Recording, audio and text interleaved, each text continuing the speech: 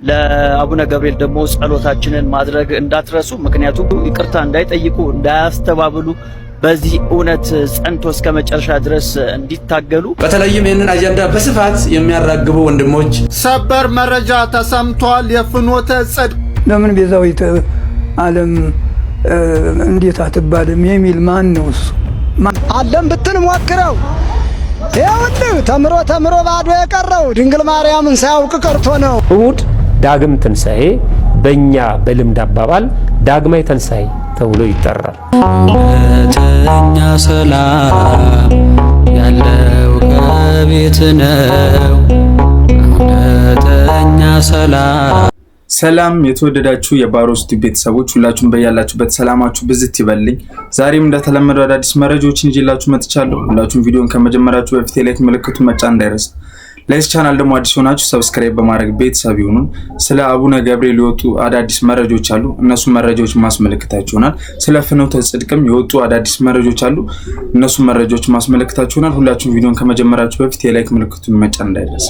ሰበር መረጃ ተሰምቷል። የፍኖተ ጽድቅ ፍቃድ ለጊዜው መታገዱ በአሁኑ ሰዓት ተሰምቷል እና ሁላችሁም ቢያንስ ይህን ቪዲዮ 5 ጊዜ ኮፒ ሊንክ መረጃው እንደተከታተላችሁት ነው። የፍኖተ ጽድቅ ንግድ ፍቃድ ለጊዜው መታገዱ ተነግሯልና መረጃውን እየተከታተልኩ ማድረሳችሁ ነው የሚሆነው። በተለይም ይህንን አጀንዳ በስፋት የሚያራግቡ ወንድሞች ጥፋቱን ቢኖር ቀረብ ብሎ መጠየቅና መመካከር ችግርም ካለ መፈታት ነው የሚያስፈልገው እንጂ በሚዲያ በእንደዚህ አይነት ጦርነት መቀስቀሱ በእውነቱ ትዝብት ላይ የሚጥለን ይሆናልና በዚህ ቪዲዮ ብፁዕ አባታችን ለማስተላለፍ የፈለጉት ሐሳብ የይቅርታ ጥያቄ አይደለም። በፍጹም ፍኖተ ጽድቅ በተባለው ማህበር በዛ አዳራሽ ውስጥ ተገኝቼ ስለ እመቤታችን ስለ ቅድስት ድንግል ማርያም ቤዛነት ያስተማርኩት ወይም ደግሞ የተናገርኩት ንግግር ስህተት ነው የሚልን ቃል በቃል ጠብቄ ነበር። ነገር ግን እሳቸው በዚህ ቪዲዮ ላይ ሙሉ ለመስማት ሞክሬ ነበር።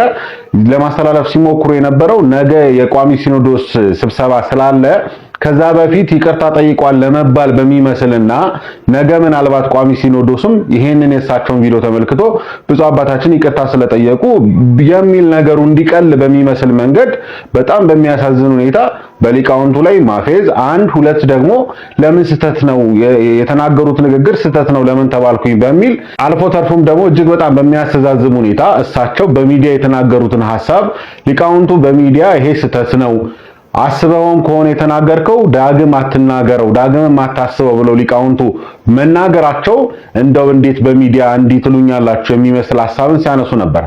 ስሟቸው። እዚህ ለምንድን ነው ጥላ ቤዛ ይባላል ሌላ ቤዛ ይባላል የሚልም ሊቃውንቱ ከሰሞኑ ጀምሮ ግሱን እየተነተኑ ሲነግሩን ከርመዋልና በመጀመሪያ ደረጃ ብፁዕ አባታችን እርሶ ራሱ ለማስተባበል ከመሄድ ይልቅ የኢትዮጵያ ኦርቶዶክስ ተዋሕዶ ቤተክርስቲያን እንደምታምነው እርሶም የሚያምኑበት ከሆነ ዛሬ መናገር የነበረበት አንድ ሐሳብ በዳህጸ ልሳንም ከሆነ የተናገሩትኝ የድንግል ማርያም ቤዛነትን በተመለከተ የተናገርኩት ሐሳብ እጅግ በጣም ስህተትና የስተት ትምህርት አስተምሬያለሁ የሚል ሐሳብ ቢናገሩ እንደውም እንደ አባትነት የትህትና መምህር ጥፋትን የማመንም እንደው አራያ ይሆኑን ነበርና አሁን ግን ዛሬ የተላለፈው ነገር ምናልባት ለነገው የቋሚ ሲኖዶስ ስብሰባ ቅድሚያ ይቅርታ ጠይቋል ለመባል የሚመስል ነገር ሆኖ ነው ያገኙት። መረጃው እንደተከታተላችሁት ነው። ወንድማችን ቃል ሕይወት ያሰማልን። አሁንም ወንድማችን ያለው ልክ ነውና ይቅርታ የማይበስል ማስተባበያ ነው እያስተላለፈ ያሉትና እስቲ ወደ ቀጣይ መረጃዎች ተከታተሉ። ዓለም ብትን ሞክረው ይኸውልህ ተምሮ ባዶ የቀረው ድንግል ማርያምን ሳያውቅ ቀርቶ ነው። አንድም ተሹሞ የሚሻረው ነግዶ የሚከስረው ገበሬ ሁሉ ባዶ የቀረው ድንግል ማርያምን እየከዳ ነው። ገበሬ በምን ከዳት? ባል እየሻረ ነዋ። ነጋዴ በምን ከዳት? ጠንቋይ ቤት እየተንከባለለ ነዋ። አገር መሪው በምን ከዳት? ጉቦ እየበላ ነዋ። ሁሉንም ብንናገረው ችግር ነውና አንድም እንዲህ ይላል ምሳሌ እንዳልናገረው ጉዱ ከኔ ሆኖ ከሆዴ ያለ ጢስ ሊገለኝ አፍኖ ብዬ አልፍልሃለሁ። አንድም ሰውን የሚገለው መጋኛ ነው፣ ሃይማኖታችን የሚያስወቅሳት የቤቷ ሰዎች ናቸውና። አንድም ጠጉር ያበጠራችሁት አገር የቀየራችሁት ያለ ድንግል ማርያም በየት አገኛችሁት? እውቀቱስ በየት ተገኘ? ትምህርቱስ በየት ተገኘ? ካባውስ በየት ተለበሰ? ጸናጽሉስ በየት ተያዘ? ባንዘልቅበትም ወጣት ከማያገባህ ሙያ ገብተህ የምትደናገረው አባቶችን ጠይቀህ ብትማረው ምን ቸገረህ? ሰተት ብለህ ገብተህ በስላሴ አውደ ምሕረት በሐዋርያት ትምህርት ላይ ገብተህ የምትሳሳተው ለምንድን ነው? ምእመንነትን አይለቅልህ፣ አንተነትን አያሳውቅህ፣ ሊቅ አያሰኝህም፣ ደንቆሮ ማሰኘቱ አይቀርም። ለምን በለኝ ከጉባኤ ሳይውሉ ከመንፈስ ቅዱስ ሳይደላደሉ የተማሩትን ሳይፈቱ በቅኔ ቤት ሳይፈተፍቱ ከጉባኤ ላይ ቢተክቱ ድንቁርናቸውን ነው የሚያካፍሉ ይላልና። አንድም ድንግል ማርያምን ለመጥራት የተጠነቀቀ አንደበት የነጻ ልቦና ያስፈልጋልና ሆድን ከስስት ልብን ከትዕቢት በሆድ ምን ይደርበት መጥኖ መብላት ነው፣ እንዳገኙ አለመክተት ነው። በልብሳ ጸጸት ነው፣ ሌላሳ ትዕቢትን ማራቅ ነው። አባቶች ዝምታቸውን ሰብረው ያስተላለፉት አንድ መልእክት አለ። ቤዛዊት ዓለም ትባላለች። ቤዛዊት ዓለም የምትባለው በዚህ ነው። ያ ከሷ የነሳውን ስጋ ከመለኮቱ አዋህዶ አምላክ አድርጎ ስለሚያድንበት ዓለምን ስላዳነ ቤዛዊ ዓለም እሱ የዓለም ቤዛ ተብሎ እሷ ደግሞ በዚህ ባለው ቅድም በጠቀስነው ሁሉ ሕሙማንን በመፈወስ ስንቱን ታምራት በማድረግ እያዳነች የፈወሰች ወላዲተ አምላክ ብለው ሲጠሯት ፈጥና እየደረሰች ስለምታድን ወላዲተ አምላክ ቤዛዊት ዓለም ትባላለች። እና እንግዲህ አባቶቻችንም በየድርሳናቸው በየዝማሪያቸው ደርሰውላታል፣ ዘምረውላታል ቤዛዊት ዓለም እያሉ። አሁን ቅዱስ ያሬድ በዝማሬው መዋሥዕት ማርያም ዘወርቅ ጠረጴዛ አለፍ ብዬ ልበለው እንዲያጥር ማርያም ዘወርቅ ጠረጴዛ ይኩነነ ቤዛ ንግደትኪ ቁስቋም እምሎዛ።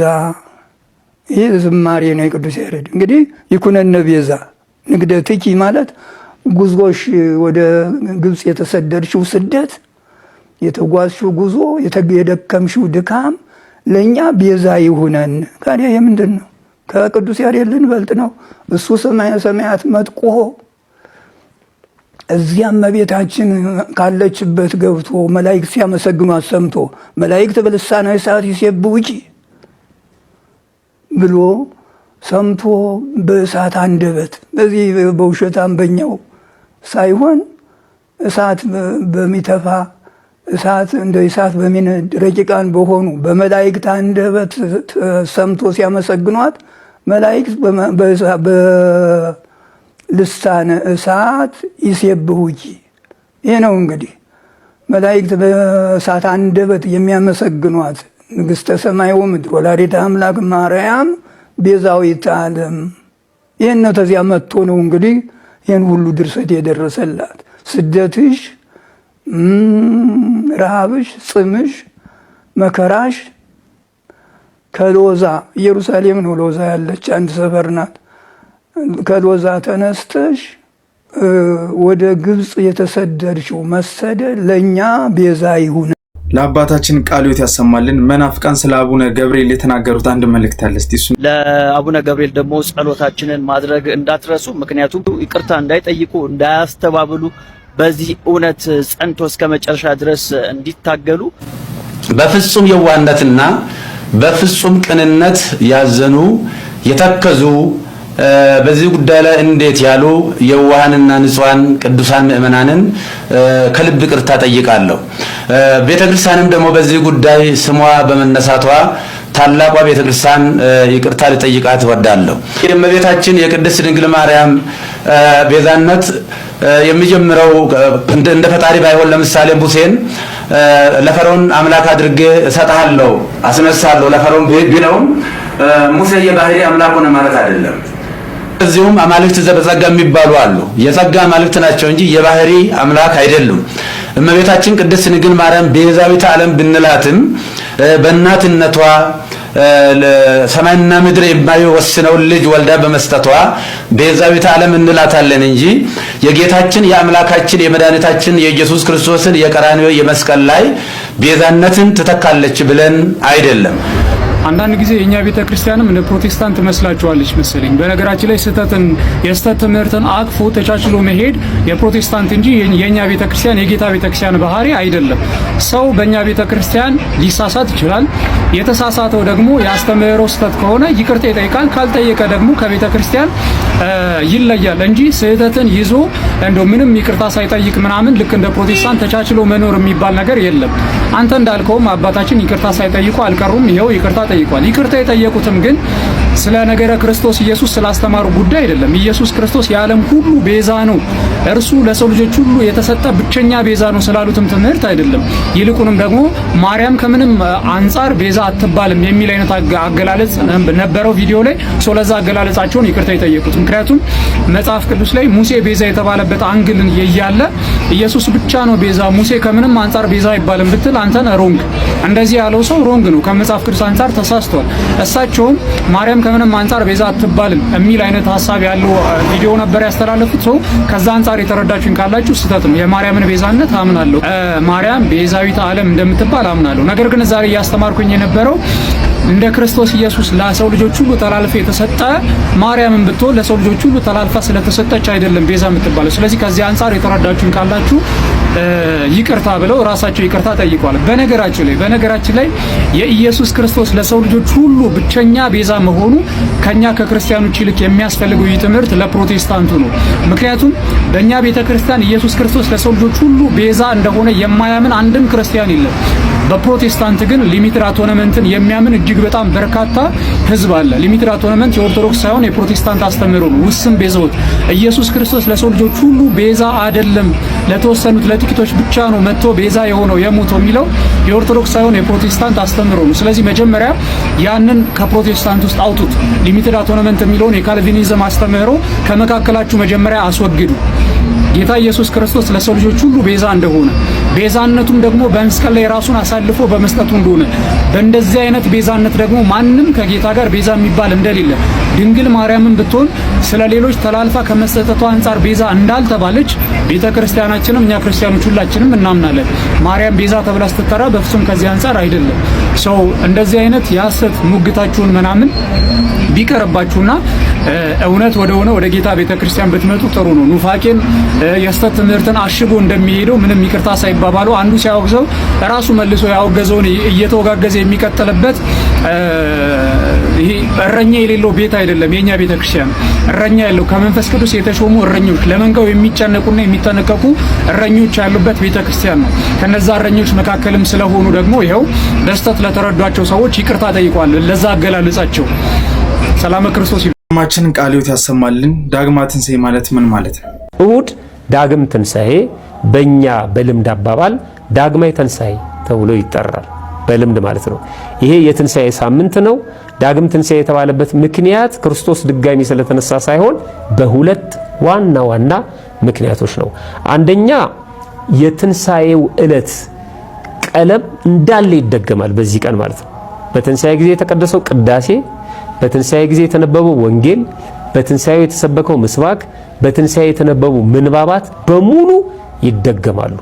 ሰዓቱን ከሌሎቹ እሁዶች ለየት ባለ መልኩ ማለድ ተብሎ ይገባል። ልክ እንደ ትንሣኤ ከሌሊቱ 6 ሰዓት ባይሆንም ግን ማለድ ተብሎ ቅዳሴው ይቀደሳል፣ ይደገማል። ስለሚደገም ነው ዳግም ትንሣኤ የተባለው። ሁለተኛ ዳግም ትንሣኤ የተባለው ለሐዋርያት የተገለጠበት መንገድና የተነሳበት መንገድ በመገጣጠሙ ነው። አንደኛ ለሐዋርያት ከትንሣኤ በኋላ ለሁሉም የተገለጠላቸው በተዘጋ ቤት ውስጥ ሆነው በዚህ ዕለት ነው። ዳግመኛ ተነስቶ ጌታችን መድኃኒታችን ክርስቶስ ዳግመኛ የተገለጠላቸው በዚህ ዕለት ስለሆነ፣ ሁለተኛ ሲነሳ የታዩ ነገሮች አሁን ለሐዋርያት ድጋሚ ሲገለጥም ታይተዋል። ለምሳሌ ጌታችን መድኃኒታችን ኢየሱስ ክርስቶስ የተነሳው በተዘጋ መቃብር። የትንሣኤ ስዕል በጣም መጠንቀቅ አለባችሁ። የትንሣኤ ስዕል ክርስቶስ ተነስቶ አንድ እግሩን መቃብር ውስጥ አንድ እግሩን በውጭ አድርጎ የሚሳል ስዕል አለ። በጣም የቤተክርስቲያናችን ስዕል አይደለም።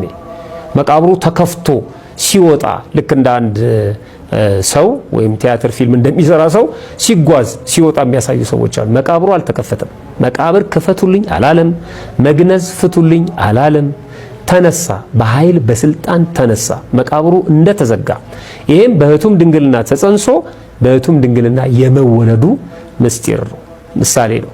ከዛ በኋላስ በተዘጋ መቃብር እንደተነሳ በተዘጋ ቤት ገብቶ ሰላም ለእናንተ ይሁን አላቸው። ዳግም ትንሣኤ ያስባለው ምስጢር ይሄ ነው። በመጀመሪያው እሁድ ቶማስ ሳይኖር ለ10 ተገልጦላቸው ነበረ።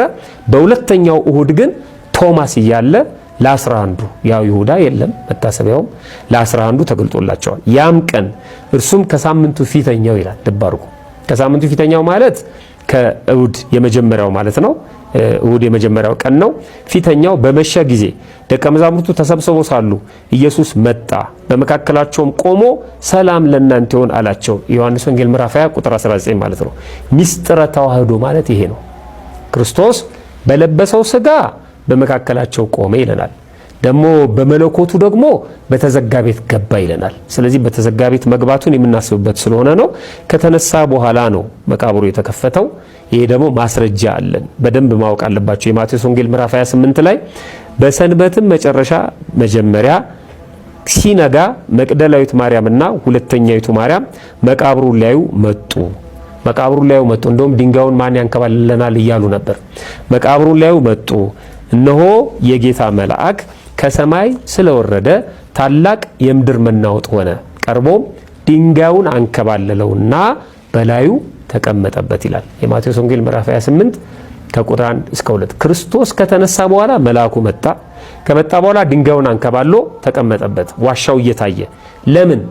የሚመጡ ሰዎች ድንጋዩ እንደተገጠመ ቢሆን ኖሮ ማተሙ ፊርማው እንዳለ ቢሆን ኖሮ ክርስቶስ ውስጥ ነው ያለው ብለው ይጠብቁ ነበር።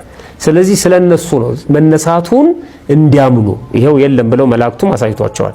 ለዛ ነው መቃብሩ ክፍት ሆኖ የሚታየው ተነስቷል ለማለት።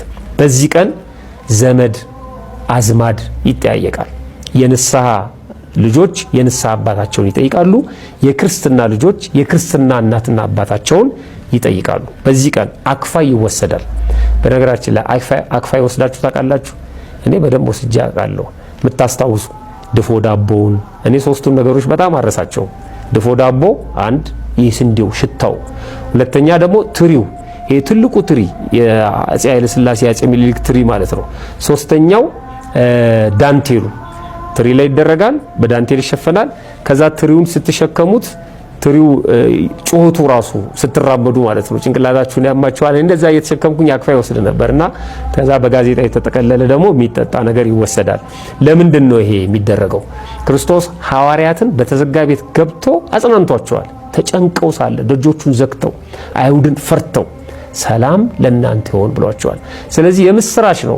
ኢትዮጵያውያኑ እየሄዱ ዘመዶቻቸውን ይጠይቃሉ። ክርስቶስ ተነስቷል፣ ሰላም ለእናንተ ይሁን ብለው። የአክፋይ መጠያየቅም የመጣው ከዚህ የተነሳ ነው ማለት ነው። ሰላም ለኩልክሙ፣ ሰላም ለመምህራችን ቃለ ሕይወት ያሰማልን። ለዛሬ ይዤላችሁ የመጣኋቸው መረጃዎች እኚህን ይመስላሉ። በሌላ መረጃ ውስጥ እስከምንገናኝ ቸር ቆዩልኝ። ለዚህ ቻናል አዲስ ሆናችሁ ደግሞ ሰብስክራይብ ማድረጋችሁ እንዳትረሱ። እውነተኛ ሰላም ያለው ከቤት ነው። እውነተኛ ሰላም